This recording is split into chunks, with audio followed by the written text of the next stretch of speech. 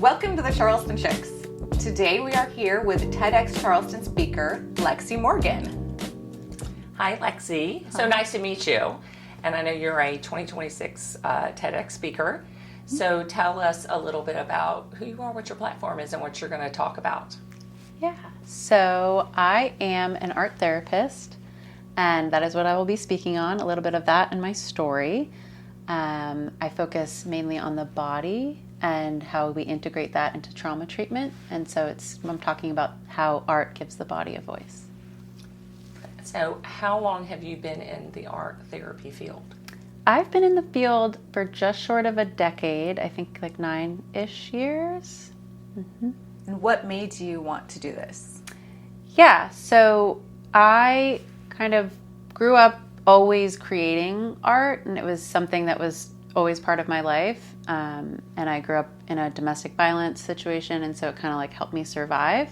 And then when I moved here for college, I didn't really know what I wanted to do, and I studied arts management with a focus in nonprofits, and there was something missing. And my senior year, I met an art therapist at a local gallery here, and I was like, that's the perfect combination of the things that I want to do.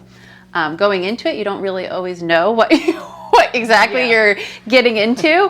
And so that kind of started my own healing journey and kind of filling the gaps of what I felt like trauma treatment needed. And but art therapy kind of does that.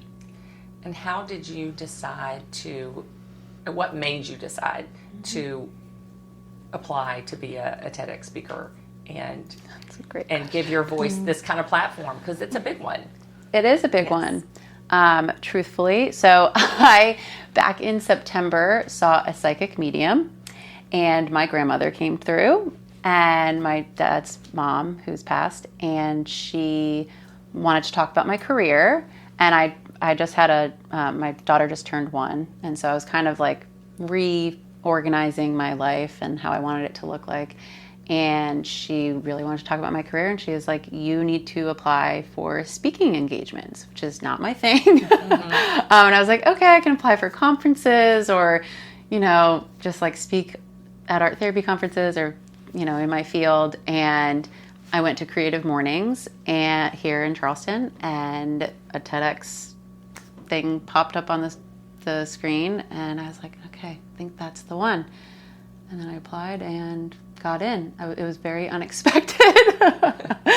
But and now I think it's a really important part of kind of closing the loop on my story. Like I didn't have a voice, and then art kind of gave me a voice, and now I'm sort of speaking out so that people feel like they can have a voice. So it feels, I don't know, just like a really important part of what I'm doing. So tell us a little bit about the TEDx process from the application forward. Yeah. So the application, I kind of must have blacked out when I did the application because then I didn't really think I was going to get selected. So I just kind of did the application, and I was like, don't overthink it, just do it. And so, you're doing a Google form, and then they said that we would find out, I forget when mid-November, and that came and went, and we didn't hear anything. And I was like, okay, I must have not gotten it. And then about a month later, they reached out and they said, sorry, we had a little delay. And they're like, we would like to interview you. So it's 2 interviews. Okay. And they're just asking you a bunch of questions. And I was like, they're like, tell me about your idea. And I was like, can you tell me about my idea? Because I don't remember what I wrote. I knew that maybe I was going to be talking about my dissertation, I got my PhD in art therapy, and I did a research study. So I think that was the basis of my, what I applied for. I love it. And then, they say 300 people apply. And then, really? On the second I did not know. It's a huge pool, a pool of applicants. And then I was one of 22 at the second interview, and they said, we have 10 spots. It used to be 12, and now it's 10. And I was like, okay, that gives me like a tiny % chance, but okay. And they said, if you don't get it, apply next year. And I was like, yeah, sure. And then I got it. So, and then we start, individual coaching, group coaching weekly. Some people come in knowing what they're doing, like they're able to speak. But this was completely new to me, being on a stage. And, as a therapist, you're in an office with people and you're not really in the spotlight. So it's different. But yeah, it's been amazing. And I knew that this process would stretch me and grow me. And all of the coaches are incredible. And it's really valuable to be able to, I will never give a presentation with notes again. So that's, you're not allowed to have notes. You have to just like speak from your soul, they say. And so I'm learning, still learning. Yeah. So that's definitely a stretch out. I can't even imagine. Like, did you know that there was like the speaker mentor program that they had whenever you applied? Yeah, so I went to some info session before I applied and before I even thought of applying, and they said, they were talking about the program and said, we have a really great program and it's all volunteers and you get coaching, and I didn't really know what it would look like, but I mean, these people are really involved and want you to do the best that you can do.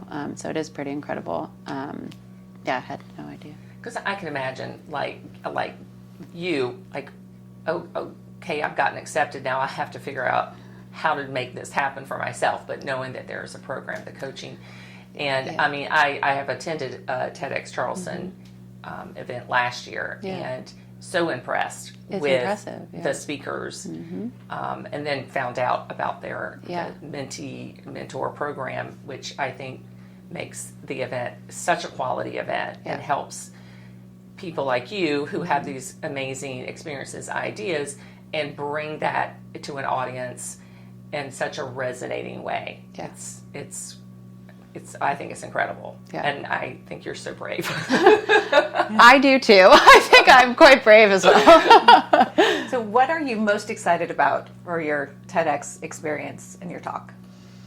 Well, I will say the group of speakers is amazing. So I think, I've already talked about the coaches, but the other speakers that I'm joining on the stage are just in so many different fields, but we have overlaps and we've already started to like connect and collaborate.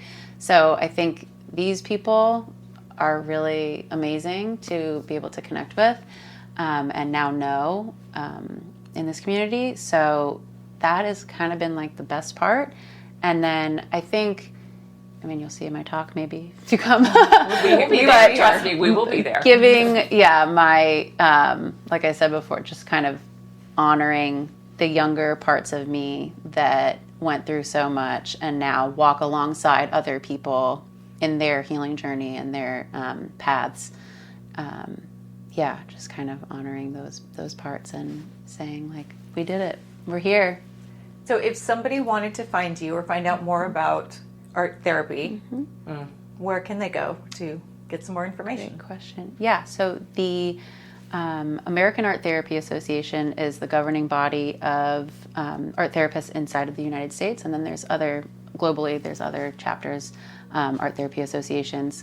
So that's what they would do to look up how to become an art therapist, what an art therapist is, what our credentialing process is. So a misconception, a lot of the field is kind of... Well, I was getting ready to ask you, what is the biggest misconception the public might have about art therapy? Art therapy, people think that it's just arts and crafts, that I'm a rec therapist, which is a completely different thing, and that I only work with kids. I mainly work with adults and teens, and that they have to be creative or artistic to do it. And it's actually just about the process, not about the product. Sometimes people create things that are meaningful to them, but mostly it's about just expressing and getting it out. And they don't recognize that the art process mimics the brain functions, and you just start wherever you're stuck. So wherever you're over functioning, you kind of work to gain back that movement and that momentum, so that you can kind of, the way you act in the art therapy room and the therapy room is the way you are in the world. So it kind of just extends, and art becomes an extension of yourself. So yeah, it's lots of, they're like, oh, you must work with kids. But yeah, kind of caught on a tangent. But how they can find me, Haven Healing is my practice. So Haven Healing _art therapy is my social media. Okay. Yeah. Great. Well, thank you so much for know. joining us and letting us interview you today. Yeah. This has been wonderful. We are very excited to hear your talk on April 29th. April 29th. We'll see you then. See ya. Thank you. Thanks.